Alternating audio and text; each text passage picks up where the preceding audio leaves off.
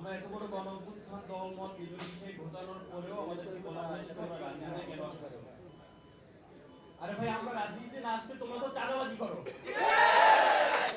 ঠিক কিনা?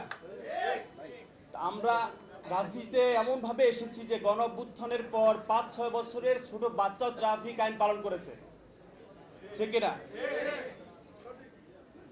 তো ওই জায়গা থেকে এখন আমাদের কাছে মনে হচ্ছে যে আমাদের তো আসলে রাজনীতিতে আসার কথা ছিল না। আমরা ফেসিবাদ স্বৈরাচারী সরকারকে পতন ঘটিয়েছি, আমাদের লেখাপড়ার কথা করার কথা, চাকরি করার কথা, কিন্তু এখন এসে আমরা দেখলাম যে ভাই আপনারা গণভোটে হ্যাঁ ভোট চাইলেন, আমরা হ্যাঁ ভোট দিলাম, কিন্তু পরে আপনারা মানলেন না। এটা তো ডিরেক্ট আমাদের সাথে, জনগণের সাথে আপনারা প্রতারণা করলেন। এই প্রতারণা তো আপনারা করতে পারেন না আমাদের সাথে। তো ওই জায়গা থেকে মনে হয় যে আসলে গণ অভ্যুত্থান ঘটানোই শেষ আমাদের কাজ না, ইনসাফের পক্ষে লড়ে যাওয়াই আমাদের কাজ।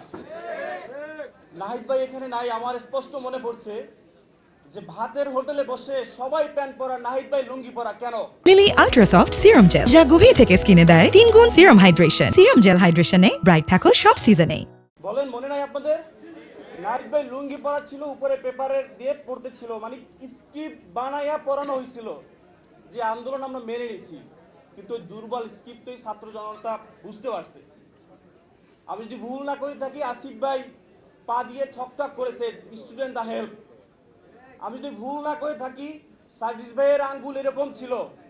সে সময় কিন্তু সবাই বলেছিল যে সার্জিস কিন্তু এটা বুঝাচ্ছে যে বন্দুকের সামনে রেখে আমাদেরকে পড়ানো হচ্ছে। কিন্তু এখন এই সার্জিস ভাই, আসিফ ভাই, নাহিদ ভাই গলা ফাটাইয়াও যদি বলে যে আপনারা কিন্তু জনগণের সাথে প্রতারণা করছেন, ওই সময় হাতের ইশারাই অনেক শক্তিশালী ছিল, কিন্তু এখন গলা ফাটাই বললেও তারা বিশ্বাস করতেছে না। সুতরাং আজকে যদি আমরা বলি যে আমরা হাদি হত্যার বিচার চাই, তাহলে এক দলের গা জ্বলে পড়ে উঠে, কেন ভাই? আরে ভাই, হাদিবার বিচার চাইতেছি, বাংলাদেশের দিবালোকে একটা মানুষকে গুলি করে মারলো, সেই মানুষটার জন্য আমরা বিচার চাই, এটাতে জ্বলে পড়া কেন হবে? কোন কারণে হবে? তার মানে আপনারা দিবালোকে মানুষকে গুলি করে মারুক এটার পক্ষে আপনারা? সো কথা ভুল ত্রুটি হতে পারে, আমি একদমই ছোট নতুন, আপনাদের সাথে এই সংগ্রাম আমি চালিয়ে যাব এবং আমার জায়গা থেকে আমি হাদি হত্যার বিচার চাই, এটা আমি সব জায়গায় চেয়েই যাব। কারণ আমি যখন দেখেছি, আমি যখন শুনেছি যে হাদিকে গুলি করার পাশাপাশি কাফিকেও গুলি করার অর্ডার ছিল, আরে ভাই আমি কি করেছি, অন্যায়টা করেছি কি? আমি স্বৈরাচার হাসিনার এগেইনস্টে কণ্ঠস্বর চালিয়েছি। বরিশালের স্টুডেন্ট, বরিশাল বিশ্ববিদ্যালয়ের ছাত্র ভাইদের মনে থাকবে যে 12ই ফেব্রুয়ারি সন্ধ্যার পর চি চি হাসিনা লজ্জায় বাঁচিনা স্লোগান দিয়েছি, তখন থেকে পালায় থাকতে হয়েছে বনে জঙ্গলে।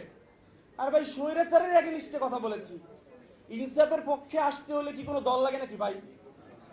ইনসাফের পক্ষে লড়তে হলে কোনো দল লাগে নাকি? আমার কাছে মনে হয় আমি যে এনসিপিতে যুক্ত হলাম, আমার কাছে মনে হচ্ছে না যে আমি কোনো পার্টি যুক্ত হলাম, কারণ আমি তো আগে থেকেই এনসিপি। মানুষ সত্যের পক্ষে কথা বলবে, তার অধিকার ফিরে পাবে, ইনসাফের পক্ষে লড়ে যাবে, হাদি হত্যার বিচার চাবে, এটা তো এনসিপি রিলেটেড। তো বেশি কথা বলবো না, আবার আমাদের উপর থেকে মানে হচ্ছে কথা না বলার একটা অভ্যাস। আরে ভাই আপনি সরকার প্রধান, আপনি কথা না বললে কথা কে বলবে? আপনার কাজই তো কথা বলা। গণ অভ্যুত্থানের পর 5 বছরের একটা ছেলে, সে যদি ট্রাফিক আইন পালন করতে পারে, আপনি রাষ্ট্রপ্রধান হয়ে আপনি চুপ কেন? ইনসাফের বাংলাদেশে, তরুণদের বাংলাদেশে চুপ থাকা চলবে না। ইনকিলাব ইনকিলাব ইনকিলাব ইনকিলাব।